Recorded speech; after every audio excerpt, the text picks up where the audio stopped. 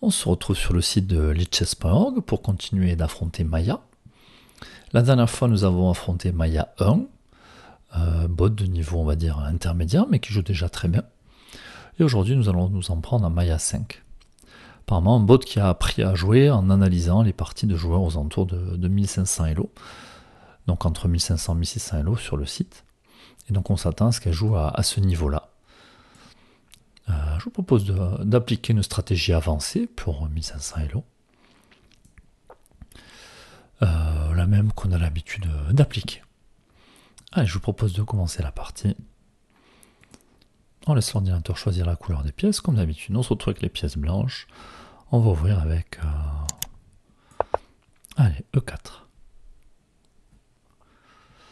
Adversaire qui joue D5. Alors souvent, sur la Scandinave, on prend le pion. Alors, vu que c'est le coup le plus joué, c'est ce qu'on va faire. Allez, on prend de la dame. Du cavalier, pardon, pour menacer la dame.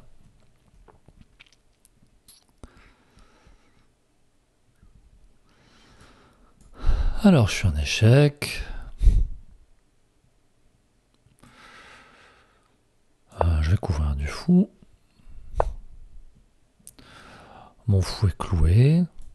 Alors, je peux sortir le cavalier, mais je me méfie si jamais prends mon cavalier, je pourrais prendre du fou. Je pourrais pas prendre du fou, je serai obligé de reprendre du pion. Bon, après, mon fou est défendu, je peux aussi continuer de développer mes pièces. Peut-être sortir mon fou. On peut aussi interroger le fou adverse, savoir ce qu'il compte faire. Et il veut échanger. Alors je vais reprendre de la dame. Puis moi, ça me dérange pas d'échanger mes dames, parce que j'aurai mes pièces qui seront... Voilà, j'ai presque 2 cavaliers qui sont sortis, je vais pouvoir roquer au prochain coup. Mon adversaire qui a perdu du temps à force de promener sa dame. Ah, mon cavalier est protégé. Alors, est-ce que je sortirai pas le fou d'abord? C'est ce que je vais faire. Alors, où le mettre? Peut-être pour le mettre ici, si jamais le replier. Ah, je trouve qu'il est sur une plus jolie diagonale ici que sur celle-là.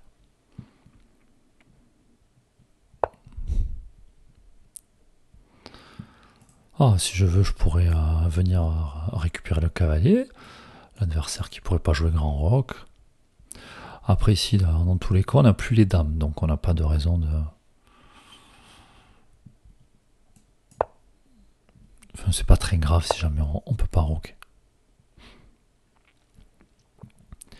Alors moi, je vais peut-être roquer pour me sortir de cet alignement. Alors l'idée, après, si je veux chasser le fou, ce pion qui sera peut-être un peu faible...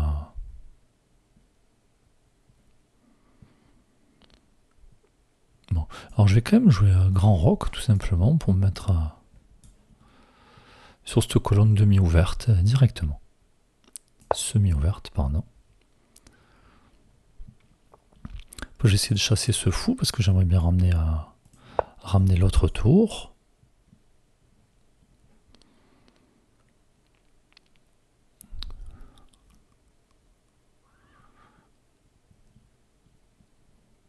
Alors je vais éviter de me faire doubler les pions.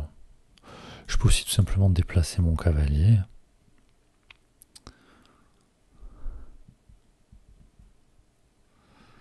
J'ai pas envie de replier mon fou, ça sert pas à grand chose. Alors j'ai repositionné mon cavalier. Si l'adversaire veut changer, je prendrai du pion, ça ouvrira la colonne de ma tour. Et puis son fou là qui tape dans le vide. Allez, je reprends. Peut-être renforcer, installer mes pions sur case blanche. Puis comme ça fera vivre mon fou de case noire. Alors attention, là je peux pas ramener ma tour. J'aurais peut-être dû doubler les tours d'abord d'ailleurs. Alors ce cavalier peut venir par ici. Je vais lui ôter des cases de sortie. Comme ça, si je veux doubler mes tours.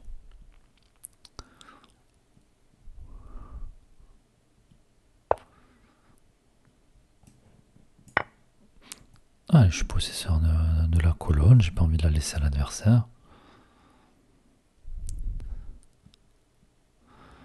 Bon, l'adversaire, donc là c'est surprenant que les bots soient programmés comme ça.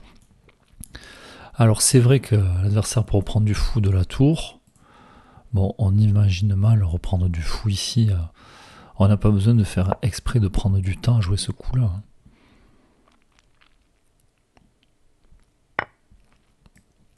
Allez, je vais reprendre.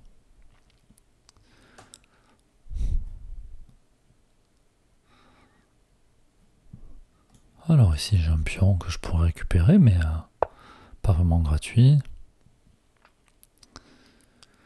Ici je peux échanger les fous pour abîmer la structure de pion, mais est-ce que ça va vraiment m'apporter un avantage? Le problème c'est que sinon j'aurai du mal à défendre mon fou. Donc je vais prendre, ça me permet de gagner du temps pour activer mon roi.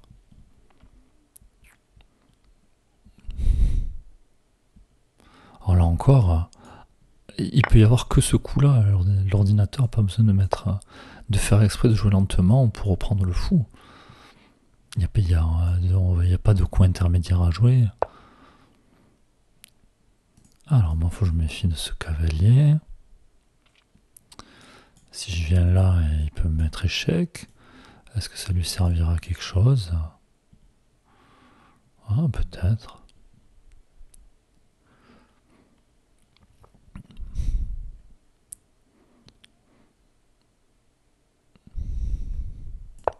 Donc je vais passer par la case noire.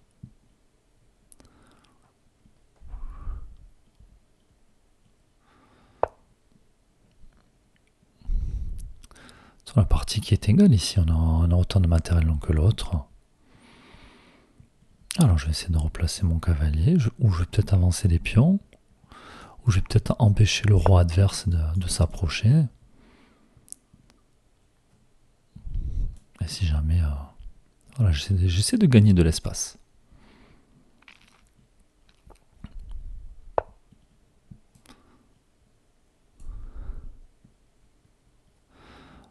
Alors ici je vais prendre, même si je vais perdre de l'espace du coup. Parce que je me dis que l'adversaire va pas prendre du roi, sinon il va se créer un pion isolé. Et s'il reprend du pion, je pense que je vais avoir une chance de pouvoir... bon, il me fait mentir. Je vais avoir une chance de pouvoir créer un pion passé en faisant des échanges. Alors mon cavalier est défendu. Mon pion est défendu par contre. Le roi peut pas avancer. Attention, si je mets mon roi ici, je peux prendre une fourchette.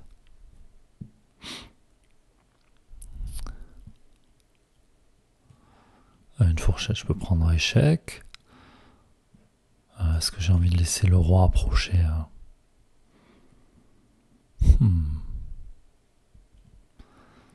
On va s'intéresser échec. Donc ici, roi d3, échec. Est-ce que je peux venir? Est-ce que je risque pas de perdre le pion? Non, je peux, parce que dans l'idée, je veux faire reculer ce roi. Donc si on me met échec, je vais me rapprocher du roi. Après, s'il vient là, il faudra que je protège le pion, mais moi je veux repousser le roi.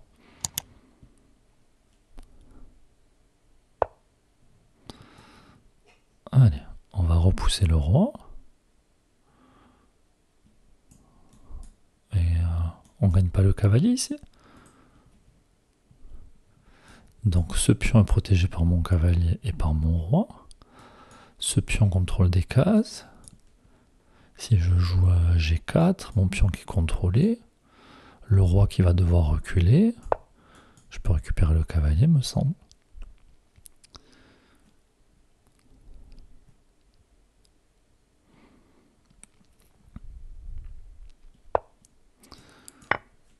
Allez, on se retrouve avec du matériel en plus.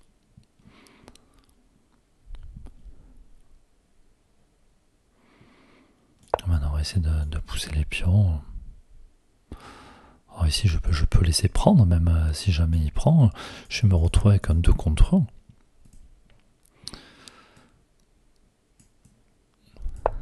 Alors, on va commencer à pousser les pions. Et ensuite, je rapprocherai mon cavalier. Mais je dis, après tout, s'il prend, je vais sûrement reprendre du cavalier.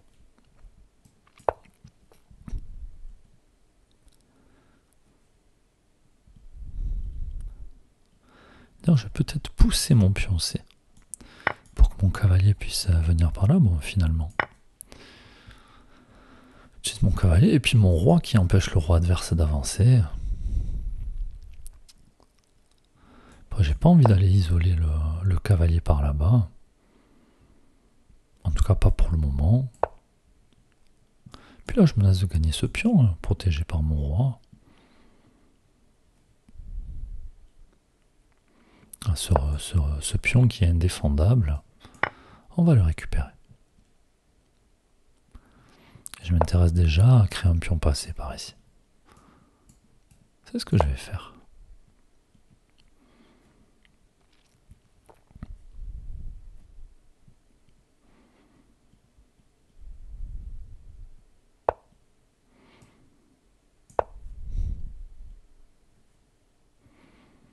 Puis l'adversaire ne prend pas, je vais pousser le pion, on sera protégé par le cavalier. L'adversaire qui prend, le roi qui ne peut pas s'approcher.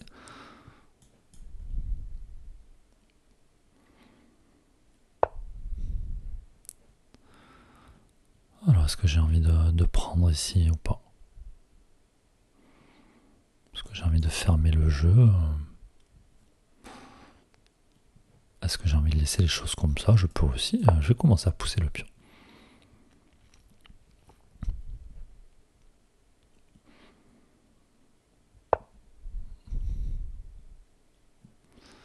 Allez, maintenant je vais prendre.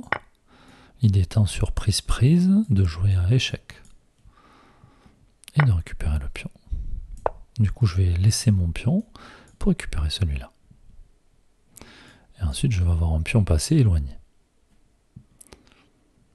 Alors pour moi, il n'est pas encore passé parce qu'il y a un pion qui défend.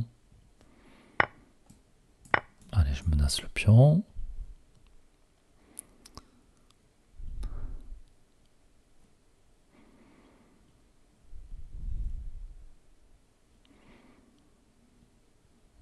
Et puis de toute façon, si le pion avance d'une case, je vais menacer de le prendre. De toute façon, je vais récupérer ce pion.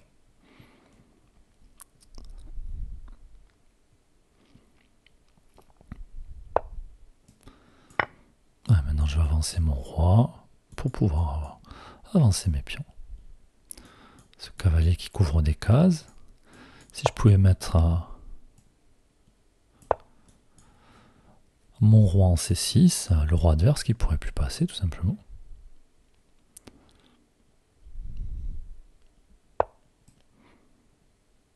Voilà, avec le cavalier qui couvre des cases et mon roi qui couvre d'autres cases.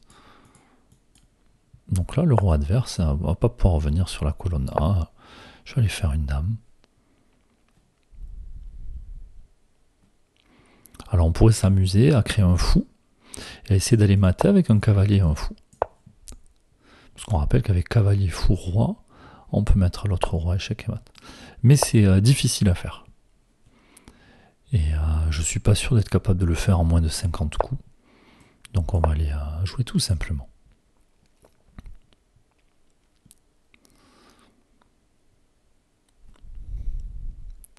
Ah, attention, on peine une situation de patte, mais le roi qui va avoir plein de cases par là-bas.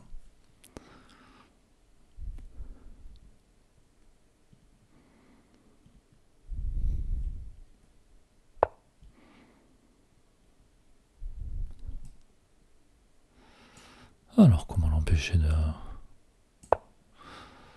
Là, j'ai mon roi qui couvre, donc ça va obliger le roi à reculer. Donc, il va aller sur la colonne F.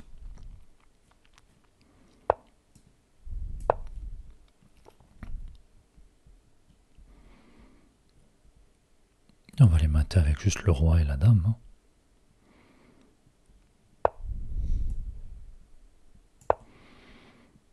Alors, on réduit la place du roi.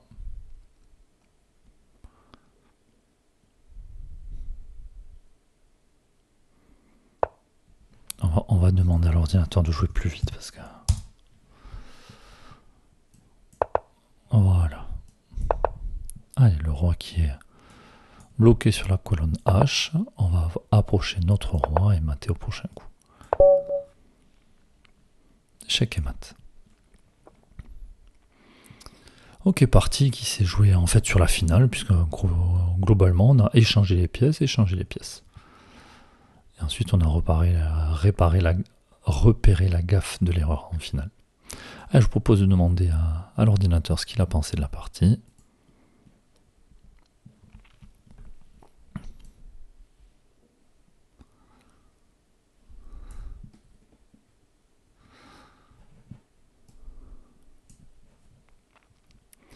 Alors nous avions les pièces blanches.